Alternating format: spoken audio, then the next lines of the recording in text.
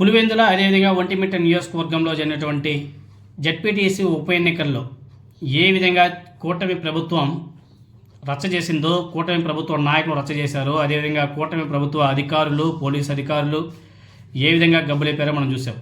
Even YCP వాళ్ళని ఒక vote కూడా వేయనీయకుండా మొత్తం రిగ్గింగ్ చేసేసుకున్నారు. వైసీపీ వాళ్ళు పోలీసులకు కాళ్ళు పట్టుకునే కానీ కనుకరించలే.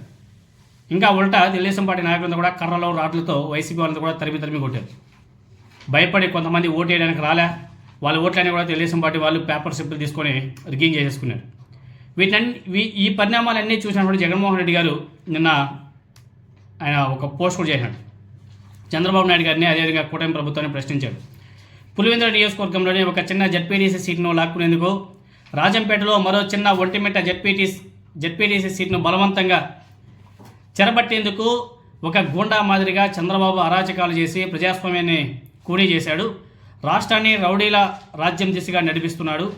ముఖ్యమంత్రిగా తనకున్న అధికారాన్ని దుర్వినియోగం చేస్తూ అధికారులను చెప్పు చేతల్లోకి తీసుకొని పోలీసులను వాడుకొని ఈ ఎన్నికలను తీవ్రవాదుల మాదిరిగా హైజాక్ చేశాడు. ప్రజాస్వామ్యాన్ని తీవ్రంగా గాయపరిచిన ఈరోజు నిజంగా ఒక black day. Pulivendula Ontimitta ZPTC ఉప ఎన్నికలను రద్దు చేయాలని, కేంద్ర బలగాల అధీనంలో తిరిగి ఎన్నిక నిర్వహించాలని రాష్ట్ర ఎన్నికల సంఘాన్ని డిమాండ్ చేస్తున్నాం అని చెప్పేసి ఆయన ట్వీట్ చేశాడు. అంతేకాకుండా నారా చంద్రబాబు నాయుడు గారు సీట్లో ఉండగా రాష్ట్రంలో ప్రజాస్వామ్యం అనేది ఒక డొల్ల మాత్రమే. ఈ రాష్ట్రంలో రాజ్యాంగం, చట్టం, న్యాయం, ధర్మం, నిబంధనలు, ప్రజాస్వామ్య మద్దతు ఏవైతే ఉందో అదేవిధంగా ప్రజాస్వామ్య పద్ధతులు అన్నవి ఒట్టి మాటలే, వ్యవస్థలే అనేవి కేవలం అలంకారప్రాయం మాత్రమేనని మరోసారి రుజువైంది. ప్రజలు నిర్భయంగా స్వేచ్ఛగా ఓట్లేసేలా చూడడం, ఆ మేరకు ప్రజలకు సహకరిస్తూ తదితర సదుపాయాలు ఇస్తూ ప్రశాంత వాతావరణాన్ని కల్పించడం అనేది ప్రభుత్వాల యొక్క బాధ్యత, విధి. కానీ చంద్రబాబు నాయుడు గారు ప్రభుత్వాన్ని వాడుకొని తన ప్రభుత్వ సిబ్బంది పోలీసుల చేత ఏకంగా రిగ్గింగ్ చేయించాడు. మరి దీన్ని ఎన్నిక అనేసి ఎలా అడుగుతారు? దీన్ని ప్రజాస్వామ్య ఎన్నిక అని చెప్పేసి ఎలా మాట్లాడుతారు? చంద్రబాబు నాయుడు గారు ఓట్లను రిగ్గింగ్ చేయగలరేమో కానీ ప్రజల హృదయాలను కాదు అని చెప్పేసి మంచిగా చెప్పడం జరిగింది.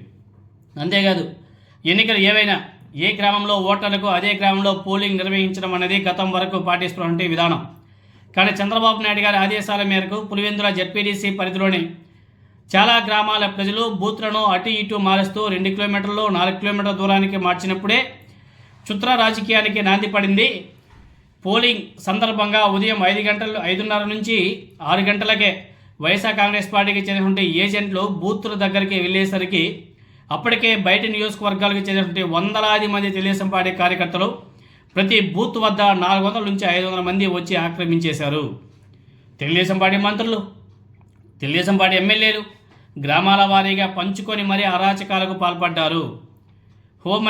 అక్కడే అదేవిధంగా కడప జిల్లా ఇన్ఛార్జ్ మంత్రి సవిత, ఆమెకు సంబంధించినటువంటి మనుషులు ఎర్రపల్లిలో తిష్ట వేస్తే ఎమ్మెల్యే ఆదినారాయణ రెడ్డి నల్లపురెడ్డిపల్లికు భారీగా జమ్మలమడుగు చెందినటువంటి కార్యకర్తలను, నాయకులను పంపాడు. మరో తెలుగుదేశం పార్టీ ఎమ్మెల్యే పుత్తా చైతన్య ఈ కొత్తపల్లిలో వందల మంది తన కార్యకర్తలతో అక్కడే మకాం వేశాడు. పోలింగ్ బూత్లకు వైఎస్ఆర్ కాంగ్రెస్ పార్టీ ఏజెంట్లు వెళ్తే వారి మీద దాడులు చేసి వాటిని కొట్టి ఏజెంట్ల ఫారాలు లాక్కొని చింపేయడం కూడా జరిగింది. బీటెక్ రవి అయితే ఏకంగా పులివెందుల ఓటర్ కాకపోయినా కనంపల్లిలో తిష్ట వేసే దౌర్జన్యాలు చేశాడు. ఇక్కడ వైఎస్ఆర్ కాంగ్రెస్ పార్టీ ఏజెంట్లను లాగి పడేశారు, కొట్టారు, అసలు ఇంకా తన్నారు. చివరికి వైఎస్ఆర్ కాంగ్రెస్ పార్టీ ఏజెంట్లు లేకుండా ఈ పోలింగ్ జరిగిపోయింది. ఏ విధంగా రిగ్గింగ్ జరిగిందో ఇవన్నీ కూడా మనం ఎగ్జాంపుల్గా చెప్పుకోవచ్చు. ఎవరైనా ఓటర్ బూత్ వైపునకు వచ్చిన వారు వైఎస్ఆర్ కాంగ్రెస్ పార్టీ ఓటర్ అయినా, న్యూట్రల్ ఓటర్ అయినా అప్పటికే బూత్ చుట్టూ తిట్టవేసినటువంటి వందల మందితో కూడిన తెలుగుదేశం పార్టీ గ్యాంగులు వారిని అడ్డుకొని బెదిరించి భయపెట్టి వెనక్కి పంపేయడం కూడా జరిగింది. ఖచ్చితంగా తెలుగుదేశం పార్టీ ఓటర్ అయితేనే బూత్లోకి లోపలికి పంపేవారు. తిప్పి పంపిన ఓటర్ల వద్ద నుంచి ఓటర్ స్లిప్లను లాక్కొని తెలుగుదేశం పార్టీ కార్యకర్తలు దొంగ ఓట్లు వేశారు. ఇలా ఓట్లు వేసిన ఇతర నియోజకవర్గాలు చెందినటువంటి వారిని వైఎస్ఆర్ కాంగ్రెస్ పార్టీ వాళ్ళు గుర్తించడం కూడా జరిగింది. ఇది అన్యాయమని ప్రశ్నించడానికి కనీసం 5 వైసీపీ వాళ్ళు వెళ్ళిన వారిని పోలీసులు తరిమి కొట్టారు.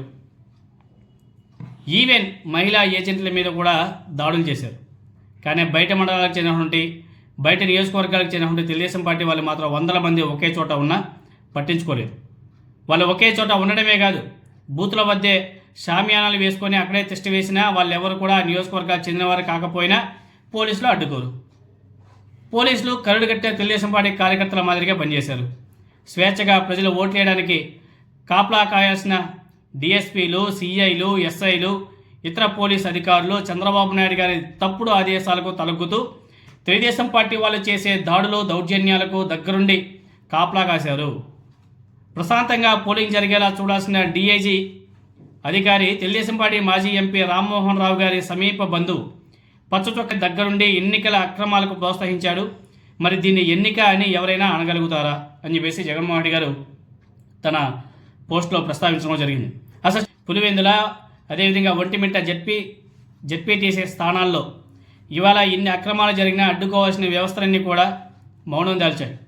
అలా ఉండడం చాలా విచారకరం. ప్రతి బూత్కు సంబంధించిన వెబ్కాస్టింగ్ని వైసీపీ అభ్యర్థికి ఇవ్వాలి. పోలింగ్ బూత్ ఆవర్లో సీసీటీవీ ఫుటేజ్ని కూడా ఇవ్వాలని చెప్పేసి డిమాండ్ చేస్తున్నాం.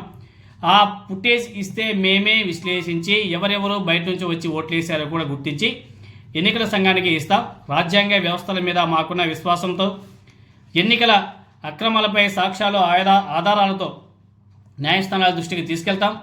నిజంగా ప్రజాస్వామ్యాన్ని కోరుకునే వారంతా కూడా ఈ అన్యాయాన్ని నిలదీస్తూ కేంద్ర బలగాల ఆధ్వర్యంలో వారి భద్రత నడుమ తిరిగి ఎన్నిక నిర్వహించాలని చెప్పేసి కోరతాం అని చెప్పేసి జగన్మోహన్ రెడ్డి గారు కొన్ని వీడియోస్ని కూడా అప్లోడ్ చేస్తూ ఎగ్జాంపుల్స్ కూడా ఆయన ట్వీట్ చేయడం కూడా జరిగింది. సో దీని మీద మరి ఎన్నికల కమిషన్, అదేవిధంగా కూటమి ప్రభుత్వం ఏ విధంగా స్పందిస్తుందో చూడాలి. ఎందుకంటే ఎన్నికల కమిషన్ అనేది దాని గురించి చాలా తక్కువ చెప్పుకుంటే మంచిదేమో. రాష్ట్రంలో అలానే ఉంది, పైన అలానే ఉంది, అందరూ అలానే ఉన్నారు. మళ్ళీ ఏమైనా అంటారేమో వైసీపీ వాళ్ళే కదా నిర్మించింది ఆ ఎన్నికల కమిషన్ అనేసి.